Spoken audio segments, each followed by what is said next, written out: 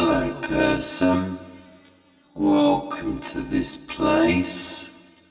So today we're going to look at sampling drum loops from old records and assuming no knowledge, just get into how all of that process works really. Okay, so you're all going to find this folder on the Nile site.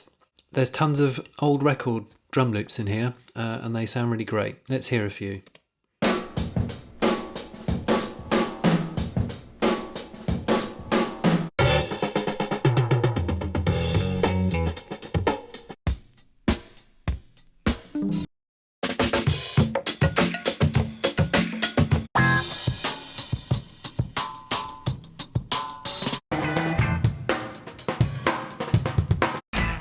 So there's hundreds of them, right? You can just spend hours looking at these, I guess. Find some you like. And we're going to throw them into Logic and see what to do with them.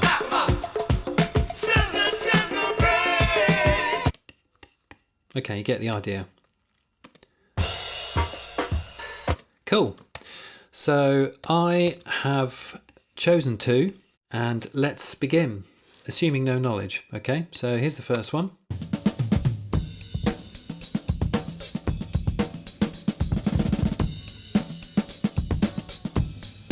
Notice that they bear no relation to the BPM of Logic, which by default is at 120. Listen.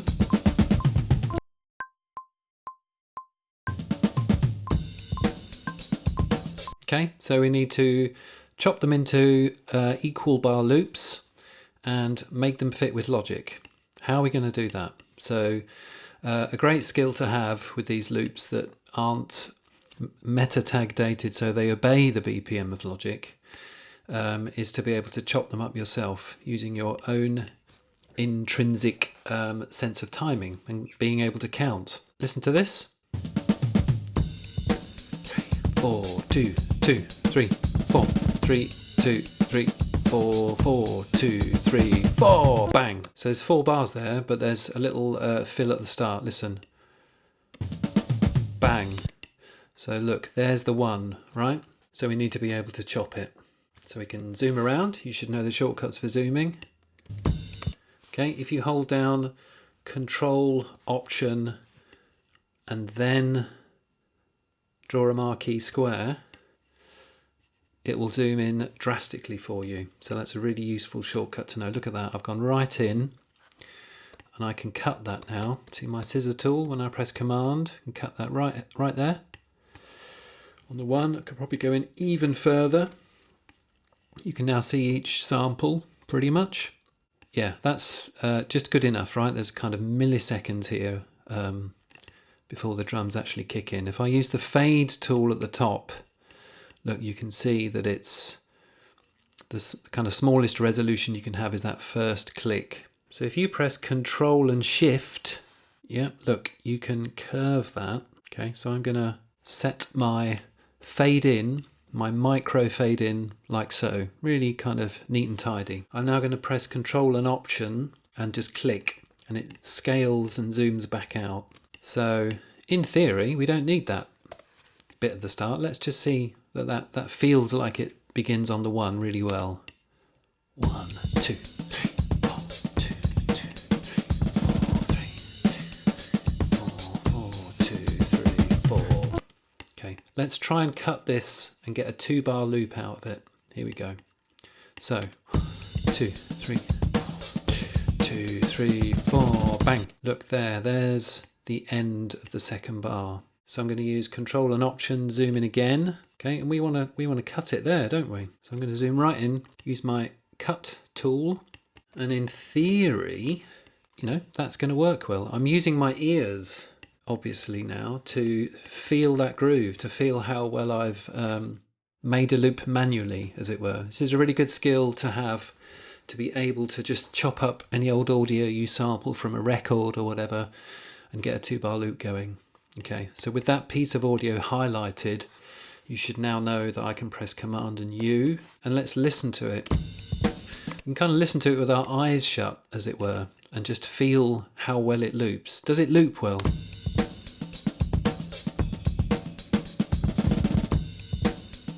Yeah, you can feel that, right? That's good enough. So that already, again, is a skill you need to be able to develop, just cutting loops. I'm now going to strive to snap it into the beginning of a bar, bar 3. Doesn't matter what bar, of course, it's just a bar. Drawing this 2-bar cycle range. Okay, and now we're kind of on to part 2, right? Which is how do we make this loop fit with Logic's BPM? Okay, so Logic is at 120, but the loop isn't. It's a 2-bar loop, so as it were, it should end there at bar 5. So if I turn the metronome on and press play,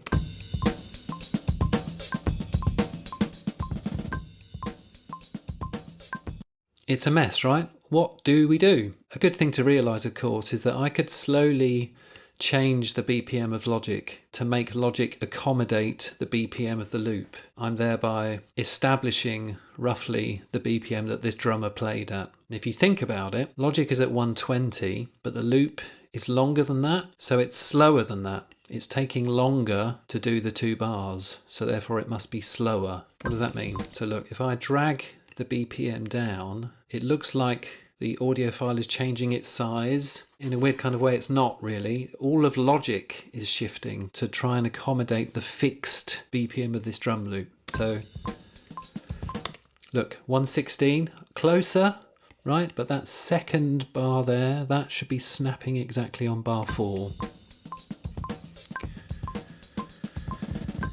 So I could keep zooming in, going down, down, down, just trying to find it. Look at that, 113 BPM. That looks pretty close. Here we go.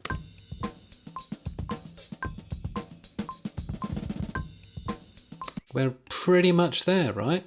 I mean, I could go 112.5. That feels pretty good, right?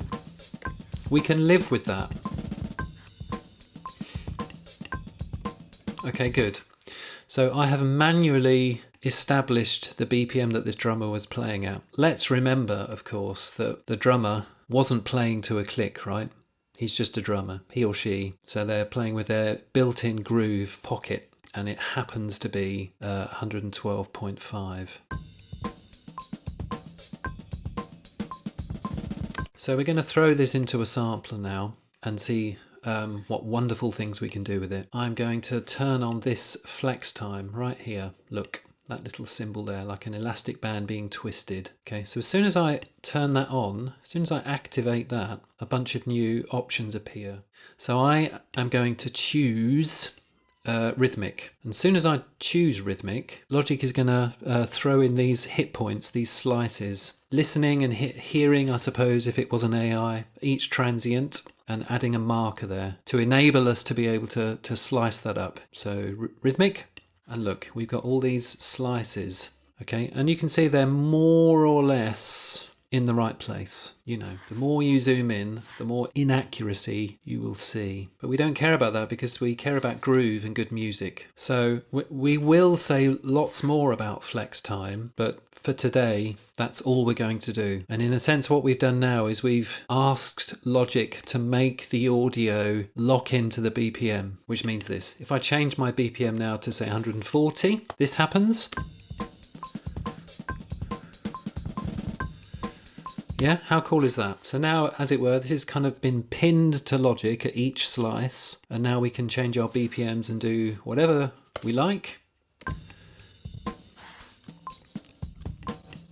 And you can hear there, if you deviate too far from the original BPM, these kind of artifacts begin to emerge. So it's being, as it were, time stretched, and you can hear this kind of strange sound has crept in, which is completely normal and usable musically. So that second snare sounds really odd, listen. And it's the same the other way. If we go, 172, the magic number, it's going to sound really ticky and... But that's all good fun. So let's go to 130. Faster than the loop was originally played at. And we're now ready to throw it into a sampler and have even more fun. here we go, part 3, right? So I'm going to drag this audio down here to an empty next channel. You'll see why. Logic is smart now, and it will ask me, so I'm clicking on my trackpad, I haven't let go yet. I'm going to throw it into an optimized quick sampler. So I'm just going to let go. Wow. Here we have Logic's sampler, and look, by default, it's gone into slice mode. That's really useful. Yeah, so it's working in conjunction with flex time. Slice mode, flex time is kind of the same maths going on in the background. Let's argue. So now it's down here on a MIDI track. I'm going to mute the audio itself. Okay, and I just care to see how it behaves. Now it's in a sampler. If I create a MIDI region, let's make a 2-bar MIDI region. If we go inside that, pressing P, you will see the sampler has calculated each slice and has laid it across our piano roll. Okay, so look, C1 is the first transient. Yeah, and you can hear each one.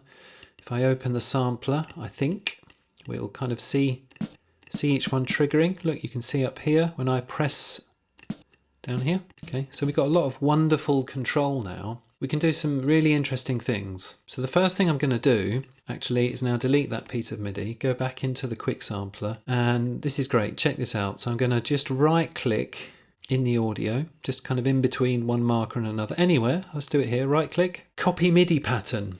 There it is. Okay, so I'm going to click on that. I'm going to right click down here and paste. That's what I'm going to do. Look. Okay, so what it's done, as you might imagine, is it's thrown each of those slices in the right place. So if I play this now, so I can turn the metronome off. If you listen carefully,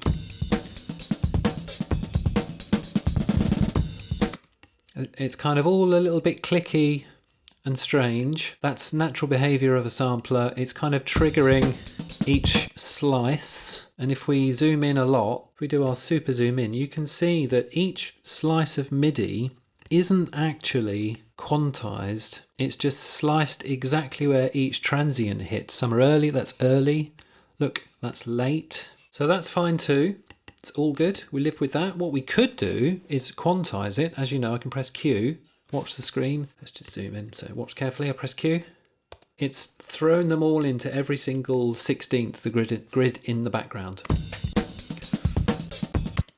Okay, and now it's potentially introduced gaps and little overruns and so on. That's all fine too. Okay, I could undo the quantizing or quantize it.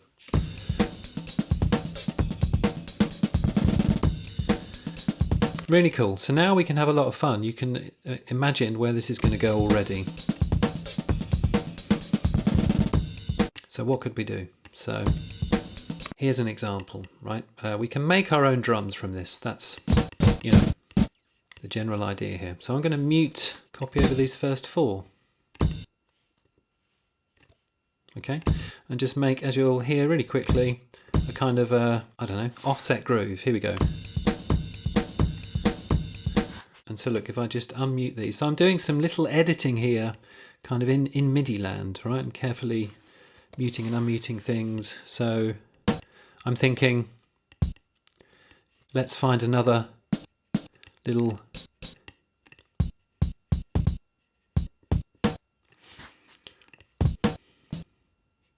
so you see those 3? I'm going to throw those over here, and you can spend hours experimenting with this stuff and really getting somewhere interesting. See that? So now we have, you know, something like that. Just the mere beginnings. Listen.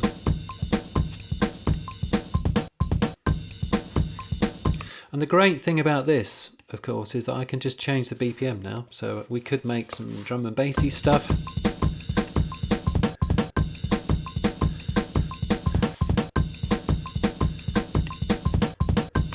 You know, how cool is that, right? There's just so much at our disposal. Here's some more thoughts about this sampler. So look in here. We've got a pitch function. Okay, you can hear what that's doing already. If you put it on about 3 or 4, listen to that. It's pitched it up 3 semitones. It's instantly got that kind of old jungle feel, right? There's a filter here.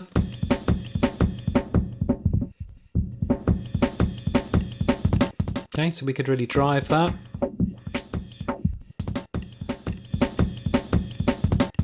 There's a lot more going on. We're going to think about the modulation matrix and what LFOs can do.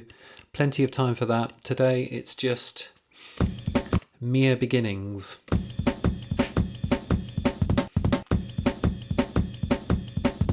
Let's stick that over here.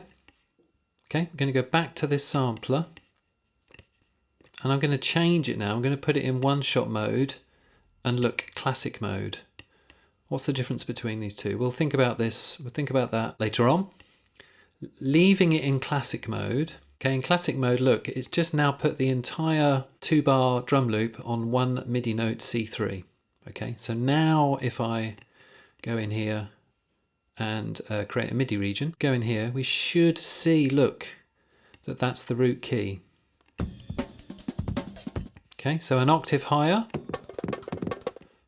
an octave lower.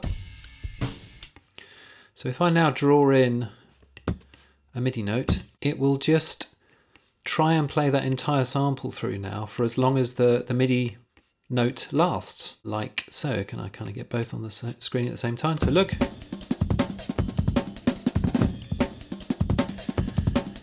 Okay, so there's two fundamentally different ways of using a sampler. Probably for the most part with drum loops, you want to be, look, I'm clipping, -6. You want to be using loops in slice mode. There are no rules. We could do some weird and wonderful things in here. Look, we could use MIDI automation to pitch bends like so. Hear that? It was slowly creeping upwards. Look, pitch bend range 2. Let's put that on 12. Here we go.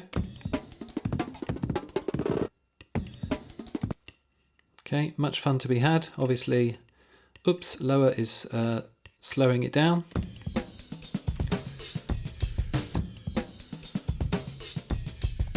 Okay, you could, I suppose, conceivably, you want to be experimenting in here, whatever happens. But let's kind of just, see how these 8th notes behave with a 16th gap. Okay, you get the idea. So, what about, okay, you could automate that filter. So yeah, I'm really hoping that you get a sense of endless possibility. So just before we finish, look, I'm going to quickly show you this sample.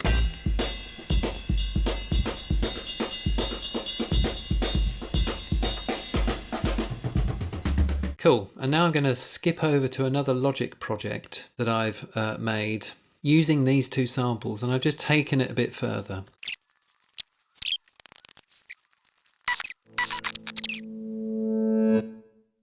Okay, here we are in a project with a bit more going on. Okay, let's just kind of work through it very quickly and see where what you saw a few minutes ago, or a second ago, let's see where it could go. So I'm now working at 172. I've used that same audio file and I've done some careful sequencing of the slices, right? We've got this.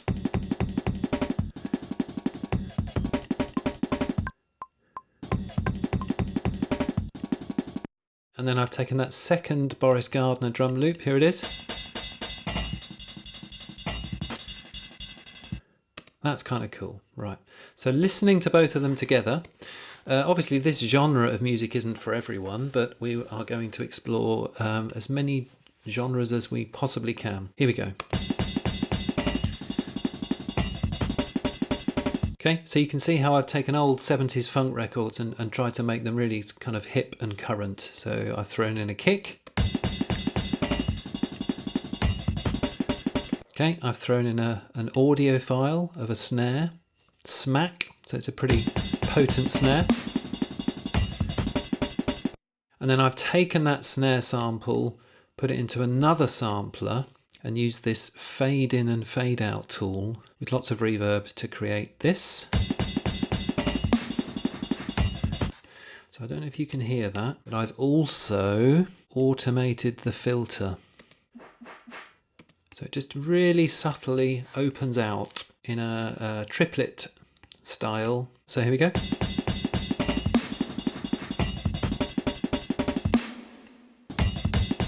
And then I've added in some hats, which you can barely tell are there, but they serve a function. Here we go.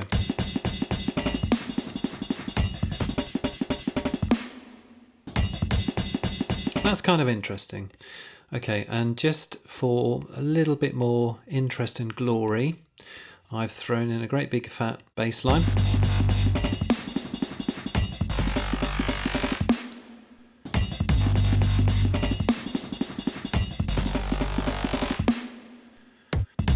Yeah, so you can see the potential for where this goes. The sky truly is the limit.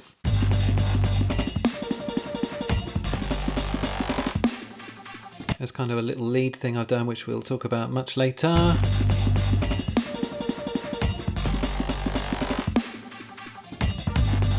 So you can see that this is the beginnings of trying to make a track. All really that's going on here is lots of drum bits, a kind of lead thing, and a couple of crunchy basses that I've made in Serum.